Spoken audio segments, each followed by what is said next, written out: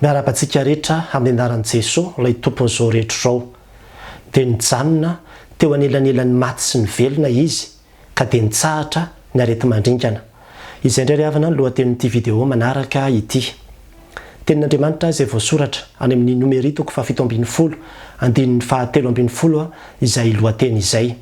Ary ny tenako manokana ry havana tao anatin'ny andro vitsivitsy izay dia niezaka nitrandraka hoe inona marina moa ny tena ambaran'ny Baiboly mahakasika izany hoe areti-mandringana izany. Ary rehefa tonga tao amin'ny andalan-tsoratra masina io aho dia tena tonga saina lalina hoe inona ny dikan'ity teny ity. Satria rehefa dinihanao amin'izany hoe nijanona teo anelanelan'ny maty sy ny velona izy dia nitsahatra ny areti-mandringana. Tahaka ny hoe ilay fijanonana teo anelanelan'ny maty sy ny velona zany no nampitsahatra ny areti-mandringana. Ary izany andro dia te hanazava antsika hoe inona moa no zavatra nitranga na tonga n'io teny io satria zava-dehibe mistera izay tokony angalantsika lesona ity tantara ity miresaka areti-mandringana. Ary izany raha teo koa no olana izay atrehantsika amin'izao fotoana izao.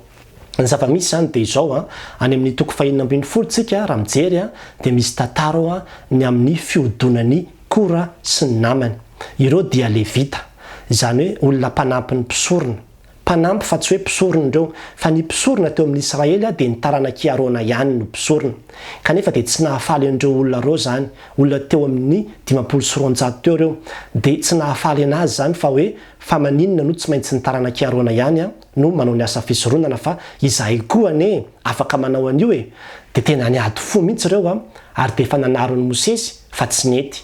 Dia kanefa moa izy Mosesy hoe eny ara fa raha ohatra ka izay zany ny tianareo atao izy dia mandihana ary mitondra fa fisoronana eo anatrehan'Andriamanitra dia ho hitantsika eo raha ho eken'Andriamanitra ny fisoronana izay ho ataonareo fa ny taranaki Arona ihany izy no tenenin'Andriamanitra hoe manao ny asa fisoronana no mpisorona fa ny taranaki Levi dia levita, izany hoe mpanampy ny mpisorona. Mbola be dia be moa ny lesona azontsika tsoahana amin'izany fa tsy tiditra lalina amin'izay aloha tsika fa ny zavatra nisy dia izao rehefa nitanterahan'ireo olona ireo tokoa ilay izy dia tonga dia tezitra Andriamanitra toy izy Andriamanitra hoe miataka etanareo izy mantsy-Andry Mosesy fa ho aringako ireo olona ireo. Vao nivoaka avy tao amin'ny fanaovana fisoronana tao ireo tonga dia nitresaka ny tany ary dia nambaran'ny Baiboly hoe nilatsaka velona nakany amin'ny fiainantsika ry kora sy ny namany. Olona tany amin'ny 590 ny tonga dia indray maty natelo ny tany ary avy eo dia nikombona ilay tany. Mahagaga izany ry havana. Izay ny 2:20 kanefa rehefa tonga amin'ny 2:70 dia mbola nitoy ilay izy niampitsoniny. Dia tonga indray ny vahoakan'ny Israely tezitra tamin'ny Mosesy sy Arona dia niteny manao hoe nareo mihitsy ny namono an'ireny olona ireny, nareo mihitsy ny nahafaty an'ireny olona ireny, ohatrany hoe fotinareo mihitsy ny nahatonga ny fahafatesan'ry kora sy ny namany ireny. Tezitra zany ny olona dia nilahady sy ny komy tamin'ny Mosesy. Dia tezitra koa Andriamanitra vokatra izay fikominana ataon'ny vahoaka izay toy izy Andriamanitra tamin'ny Mosesy hoe miataka etanareo fa ho aripako amin'ny areti-mandringana andreo izy fa mafy loatra ny fahadalana sy ny ditra izay ataon'ireo. Dia nahenao n'iny Mosesy dia tonga dia nikoropaka satria Mosesy moa zany na dia eo ary ny ditra ny Israely dia tena hoe tia an'ilay zanak'Israely ary malahelo foana hoe ho ataon'Andriamanitra n'izao indray ny zanak'Israely.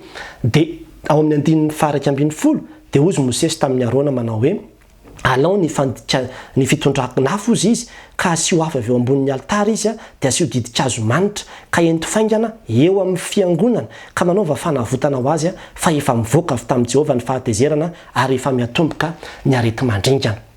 Izany hoe tonga zany Mosesy dia niteny tamin'ny Arona hoe ianao ny mpisorona mandihana manao asa fisoronana eo anatrehan'ireo vahoaka ireo. Izay ilay atao hoe fiangonana ny Israely eo anatrehan'ny fiangonana hozy izy fa tena angatahana famindrapo amin'Andriamanitra fa tena efa manomboka ny fandringanan'Andriamanitra. Izany hoe efa nanomboka nisy zany ilay aretina, efa nanomboka nisy narary zany olona, efa nanomboka misy maty dia tonga dia nikoropaka Mosesy nanao an'izay. Dia izay no nahatonga ilay teny izay nivakiana tamintsika teo hoe dia lasony Arona zany ilay nitenenina teo nandeha nakeo ampovoan'ny fiangonana izy, efa nisy maty tamin'izany, efa nisy velona dia teo izy zany no nitondra ilay fanaovana fandorona didikazo manitra dia nandory didikazo manitra teo izy dia izay no nampitsahatra ny fahatezeran'Andriamanitra ary dia nitsahatra ilay areti-mandringana. Mahavarina zany ry havana ary mahavarina ny hoe fa maninona moa ilay didikazo manitra iny zany no nampitsahatra ilay areti-mandringana.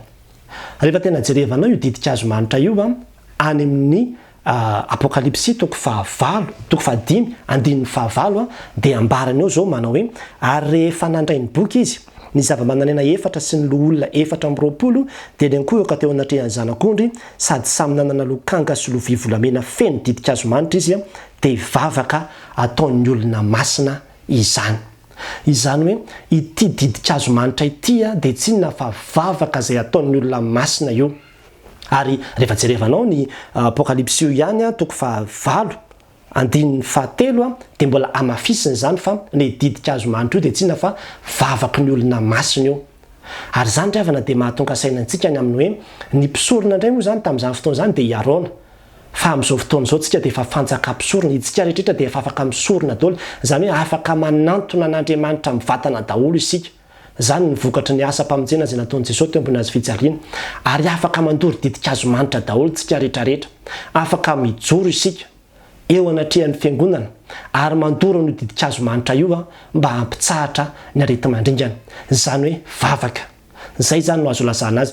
Io zavatra nataony arona io zany rehefa jerevana amin'ny ara-panahy dia vavaka ny dikan'io tamin'izany fotoana zany. Ny vavaka teo anatrehan'Andriamanitra izy zany nangataka famindram-po, ary zay ny dikany hoe nandoro didikazo manitra izy. Amin'izao fotoana izao ianao afaka mivavaka ianao satria ambaran'ny tenin'Andriamanitra fa efa fanjaka mpisorona isika zao. Fa ianareo kosa ozy dia taranaka voafidy firenena masina, fanjaka mpisorona, olona nalain'Andriamanitra amin'ny tenany ilazany atsara ilay ny fidy ianareo hiala amin'ny maizina amin'ny fahazavany mahagaga. Efa lasa mpisoron'Andriamanitra isika. Tsy ny taranaka arona intsony no afaka hivavaka sy hanantona mivatana n'Andriamanitra fa itsika rehetrarehetra dia afaka manatanteraka an'izany. Ary ny fijoroantsika, fivavahantsika dia midika zay fa asa fisoronana zany. Vavaka ataon'ny olona masina izay entin'ny anjely eo anatrehan'Andriamanitra. Raha mivavaka ianao zany zao dia ho entin'ny anjely izay didikazo manitra ataonao zay mba hahatonga an'Andriamanitra amindra fo ampitsahatra izao areti-mandringana zao. Ary tena marina zany.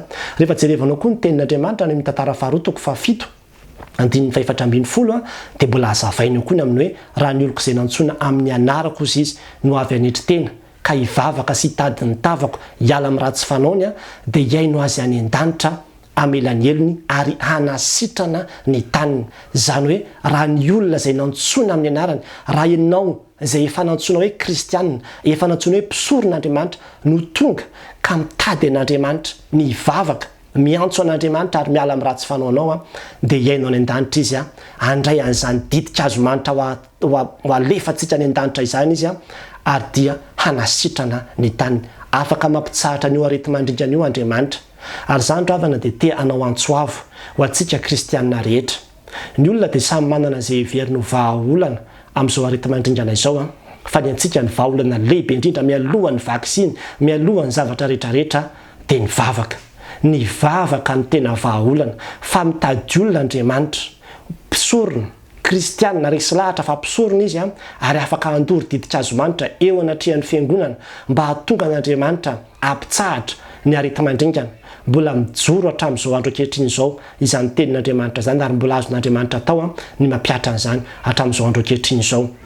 Tena mivavaka vetsika kristianina ho an'ny famindram-pon'Andriamanitra mba ampitsahatra izao areti-mandringana izao.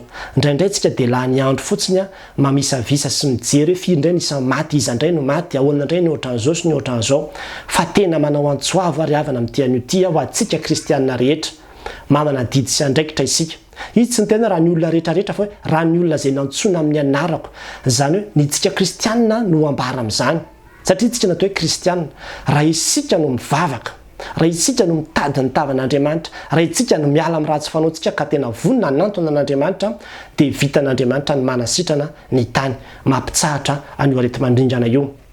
Ankehitriny ravana dia te hitaonantsika raha manaraka an'ity vidéo ity ianao ka resy lahatra ny amin'ny fahamarinana izany teny izany hoe mbola azon'Andriamanitra ampiarina amin'izao andro ankehitriny izao, zany hoe mijoro eo anelanelan'ny maty sy ny velona. Zay ilay hoe eo anatrehan'ny fiangonana zany, eo anatrehan'ny firenena zany ianao no mijoro dia manantanteraka ilay fandoroana didikazo manitra dia amin'izay fotoana mivavaka ny dikan'izany dia hanatsahatra ny areti-mandringana Andriamanitra. Manasa anao manomboka androany ka hatramin'ny herinandro ambony io dia andaontsika hisafidy andro anankiray dia tena hanao fifadikanina.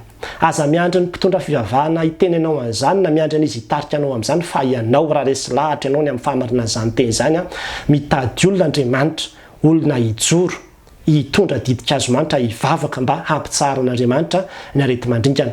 Ary ianao io dia ao anatin'izany mangataka antsika mba anatanteraka fifadikanina isika kristianina tsy raray avy izay mahita n'ity vidéo ity ka resy lahatra dia anao fifadikanina antsika amin'ny andro izay mahamety anao na sabotsy na alady na tsy fantatro dia hivavaka isika angataka ny famindrapon'Andriamanitra hitady ny tavan'Andriamanitra isika fa anasitrana ny tany Andriamanitra ary omen'Andriamanitra tolotsaina na dia ny mpitondra azy, omen'Andriamanitra tolotsaina na dia ny vahoaka azy ahatanteraka hoe inona ny tokony atao. Vitan'Andriamanitra ny manafoana ny virus io fa miandry antsika izy anantona azy sy hivavaka. Ary fotoana zao ravana tena hoe hivavahantsika kristianina andraisantsika ny andraikitra fa tena ao anatin'izany no vahaolana ho an'ny zavatra rehetra. Ary raha mijery ny baiboly tsika dia mbola marina izany fa ny vavaka no vahaolana ho an'ny zavatra rehetra.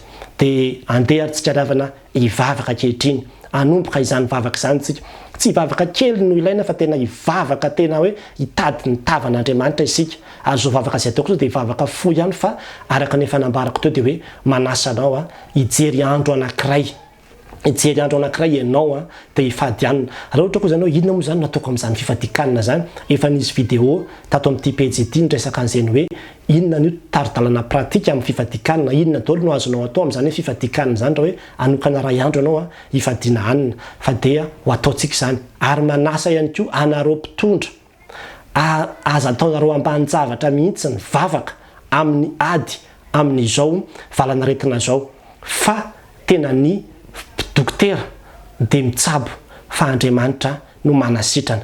Asan'Andriamanitra ny manasitrana ary hain'Andriamanitra atao ny manasitrana ka rehefa tena mintsika dia hitantsika ny voninahitr'Andriamanitra. Andeha hivavaka isika ary havana. Misaotra anao zay ry Jehovahandriamanitra arainay io fa fanilony tongotray sy fanazavana ny lalana tokoa ny teninao. Misaotra anao zay noho ny amin'izany tantara voasoratra efa arivorivo taona lasa izany fa fantatray fa velona sy mahery ny teninao ary mandraka kehitriny dia mbola azonao tanterahana izany. Ary mino izahay fa izao indrindra ny fotoana izay hitadiavanao ny kristianina hijoro hivavaka ho an'ny firenena mba hahafahanao tena mamonjy sy manavitra anay.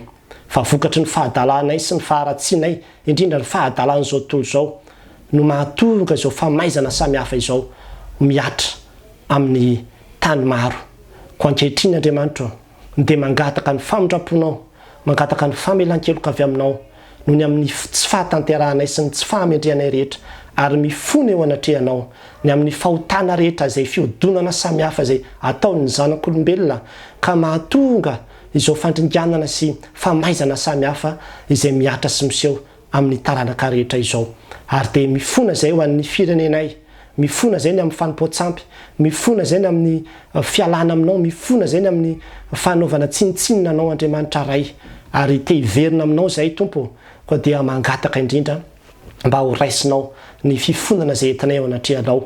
Ary mangataka Tompo mba hisy kristianina maro resy lahatra ka anokana tokoa andro hifadiana hanina, hitadiavana ny tavanao, hivavahana aminao mba hatateraka ilay teninao manao hoe raha ny olona izay nantsony amin'ny anaranao no avy anetritena ka hivavaka hitady ny tavanao hiala amin'ny ratsy fanaony dia iainao ny an-danitra ianao amela ny heloka ary anasitrana ny tany. Koa dia mila izany fanasitranana izany izay amin'izao ora sy minitra izao indrindrandrindra ho an'ity Madagasikara ity ary dia matoky fa ianao Andriamanitra ray dia ny matoky rehefa nanao ny teny fikasana dia amin'ny anaranao Jesosy Kristy ary nanaovana isan-katahana izany bavaka izany. Amen. Isedra olana ity nosy malalana ity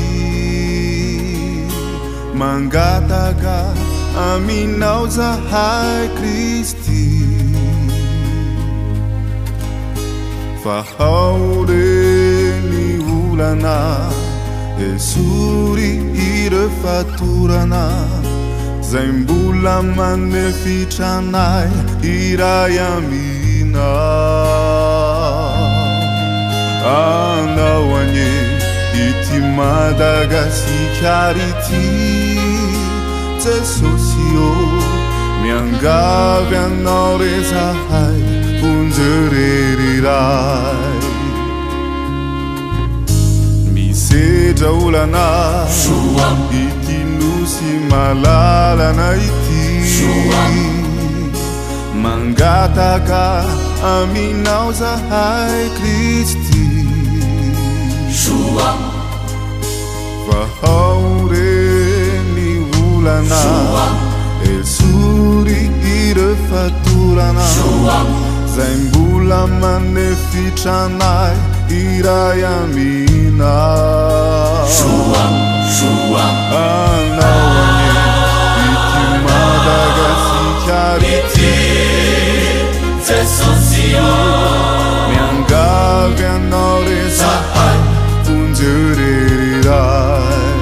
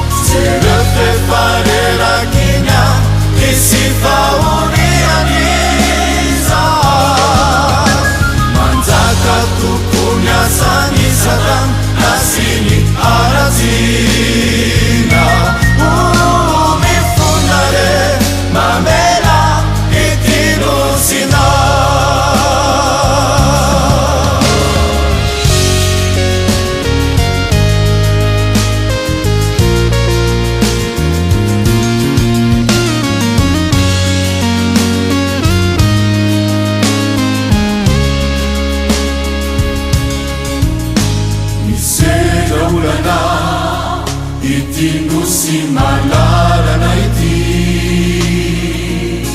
mangataka aminao zahay Kristy fa ao reny olana esory irefatorana zay mbola manefitrana iray amina anaoane ity Madagasikara